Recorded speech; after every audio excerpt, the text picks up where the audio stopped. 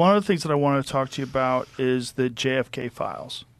And one of the things that you said was that if they showed you what they showed me, this was your quote, you wouldn't want people to know it either. So I opened them up partially. I was met with, from good people, good people. People that were well-meaning. Mike Pompeo was one of them. He's a good person. They called me. They said, "Sir, would rather have you not."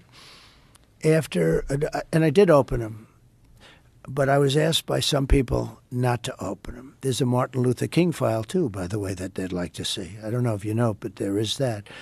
But JFK in particular. So they called me. A lot of good people called me. People that that you would find reasonable people. And they asked me not to do it. So I said, well, we'll close it for another time. But if I win, I'm going to open them up. I'm just going to open enough time. Why didn't you open it up the first time? Because though? a lot of times, what was the hesitation, though? Addresses, people that are still living. There are people that are affected.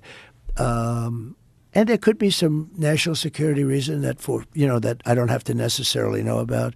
But some very good, talented people asked me not to do it. I opened it up, and then they said, would it be possible for us to do that a different day? How much of it did you read into? I